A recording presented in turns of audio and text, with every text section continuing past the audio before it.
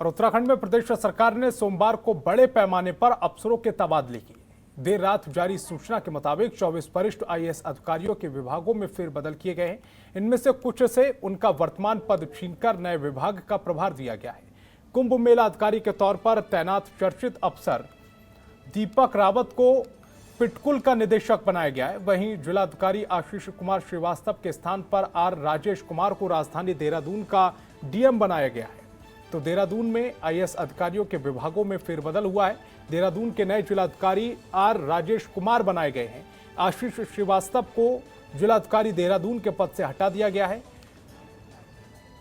सौजन्य को ऊर्जा सचिव बनाया गया है। ब्रजेश कुमार संत देहरादून विकास प्राधिकरण के उपाध्यक्ष बने हैं।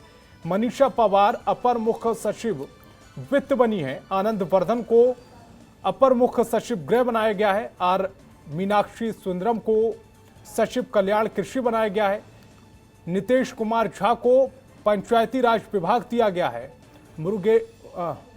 मुरुगेशन को सचिव खेल और कल्याण की जिम्मेदारी दी गई है। हरीश चंद्र सेमवाल को सिंचाई सचिवालय दिया गया है।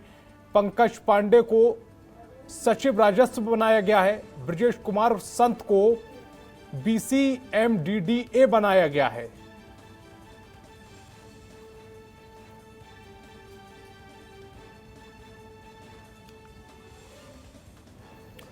तो देहरादून में नए जिलाधिकारी जो बनाए गए हैं उनका नाम है आर राजेश कुमार। आशीष श्रीवास्तव इससे पहले जिलाधिकारी थे, उन्हें वहां से हटा दिया गया है।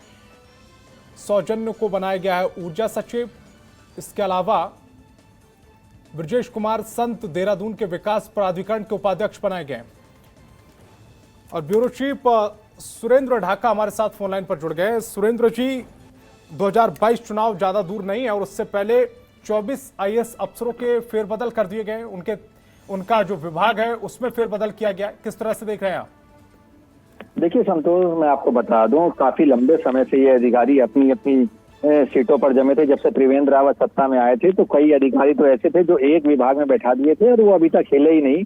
और जो परफॉर्मेंस था धामी सरकार के अनुरूप उनका परफॉर्मेंस नहीं था। इसी के चलते कल देर रात उनके सबके विभागों में फेरबदल किया गया है। 2 दर्जन अधिकारी हैं जिनके विभागों में फेरबदल किया गया है।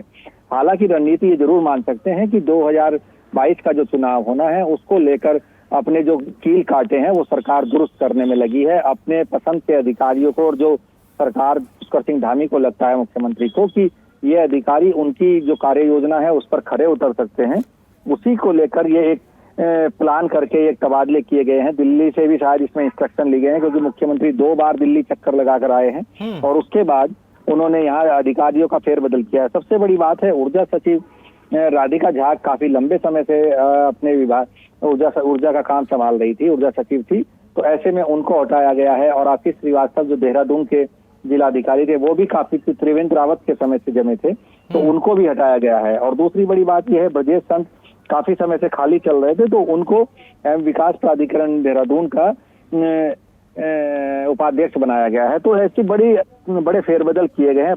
पंकज पांडे हैं, उनको राजस्व सचिव बनाया गया है। मुरुगेशन को खेल सचिव बनाया गया और कल्याण विभाग की भी उनको जिम्मेदारी दी गई। तो तमाम तरह की जो ये तैयारी है ये 2022 के चुनाव को लेकर आप कह सकते हैं। और इसका कितना इम्पैक्ट जाएगा और कितने अधिकारी काम करेंगे, क्योंकि अभी जो हालात उत्तराखंड में है, आप अगर इसे ध्यान से देखेंगे तो बारिश बहुत ज्यादा है और जो काम है वो पूरी तरह से ठप पड़ जाएंगे इन 2-3 महीनों के अंदर अगर आप देखेंगे तो ऐसे में सरकार और इन अधिकारियों के सामने अपनी अपनी परफॉर्मेंस देना एक बड़ी जिम्मेदारी होगी। और सरकार को जो जनता की उम्मीदें सरकार से हैं उस पर सरकार को खरा उतारने की जिम्मेदारी भी इन अधिकारियों की होगी। संतोष। सुरेंद्र जी, इस तमाम जानकारी के लिए आपका बहुत बहुत शुक्रिया।